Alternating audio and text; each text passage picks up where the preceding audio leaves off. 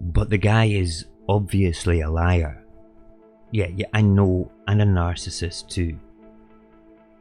A disappointment, yeah. What? We're recording? Good evening, Scotland. Good evening, social media land. I hope you are well. It is Wednesday, the 26th of May, 2022. This day will forever be remembered as the day that these islands lost the integrity and due process of government. Not that there was much due process in the first place. Today has become the darkest day in the democratic sham that is Westminster. Many people are asking, how can Boris sleep at night? How can he get away with this? That is easy to answer. He doesn't give a fuck. Not one fuck about you, not one fuck about your kids or your family, and not one fuck about the 170,000 or more dead people who we did not get to say goodbye to during those awful months of the pandemic. But it's not only him that doesn't give a fuck. His whole cabinet doesn't give a fuck. The junior ministers don't give a fuck. All the employed advisors, specialists working at Downing Street don't give a fuck. The Metropolitan Police even don't give a fuck. You know, the ones that guard outside the door.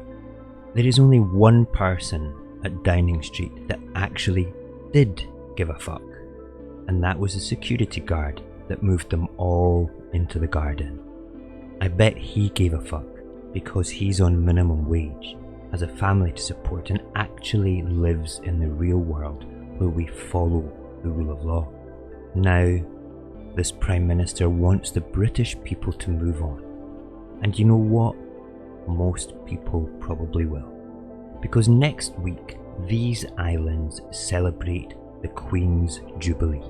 He is counting on you not giving a fuck because you will be distracted by flag shagging and royal waves. The whole Jubilee thing is an utter farce when he remains in office. I am no royalist, but I do respect the historical milestone that Elizabeth has reached. But to have that contemptuous, selfish manchild celebrating with the country he has just fucked over is as bad an insult to the home nations as the one that has caused the problem in the first place. Every single one of you waving your flags, attending your street parties during this Jubilee should remember your Queen's celebration has been tarnished by a man incapable of being realistic about his own flaws. A man that parties while the Queen buried her husband. Do you feel that a man like this should play any part in this historical event? Do you think the Queen does? She is as helpless in this situation as the rest of us. He cannot see past himself, and today just proves the level of his narcissistic ego and the genuine contempt that he has for everyone, including the Queen. There are only a handful of Conservative MPs that have the balls to do the right thing and ask or demand for his resignation. The rest are a joke and are now officially tarred with the Boris brush. Except they are worse, because they empower him to continue his behaviour. I mean, do you really think he's going to change? He won't. Just look at his track record of all the jobs he's had. He's not going to change. We could have him running these islands. Oh, no, wait, let me rephrase that. We could have him ruining these islands until the end of January 2025. Because that's the latest date for the next general election for Westminster. That's 2.5 years away. Look what he has done in the first half of him being in office. But remember, the British public now want to see him get on with the day job. A tweet by Dominic Raab says just this. Now, we need to get on and deliver for the British people, growing our economy to tackle the cost of living, funding the NHS to clear COVID backlogs, and cutting crime to make our streets safer. What would make this place safer, mate, is if you, Johnson, and all your mates just fucked off. The Johnson doesn't see that there's a problem. He thinks that he can just apologise and move on. This is because he has a personality disorder, a narcissistic personality disorder, and nobody is going to tell this emperor about his new robes. Basically because they're all as bad as each other, and all bought their robes from the same shop as Johnson. He is truly 100% unfit for office. He should actually, physically, be removed.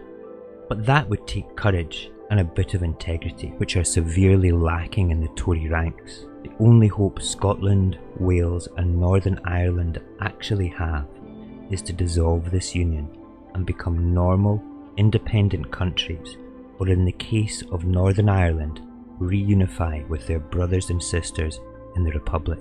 It can't be any worse than what we have now, surely. I mean really, the legacy of this government will take years to fix, and the longer we wait to remove him from power, the more mess we will have to clean up. Who's up for a revolution then? Or how about we just all down tools and not give a fuck like he does? How about we show our contempt for him by just not going to work? Just don't turn up. We don't need protests or marches to express our passionate need to eject him from Downing Street. They have laws now to suppress such marches and protests. It was as though they planned all this, as though they could see our contempt coming. But if we all just didn't give a fuck for a couple of days and, well, didn't go to work at all, just didn't work, would that not really send a message to Johnson about how we, the voters, feel? And also hit all those rich wankers that enable the Johnsons of these lands right in their profiteering bollocks? Just consider that for a second, will you? Just ponder it and reflect on the great words of George Orwell. But the pros, if only they could somehow become conscious of their own strength, they would have no need to conspire. They would only need to rise up and shake themselves like a horse shaking off flies. If they chose, they could blow the party to pieces tomorrow morning.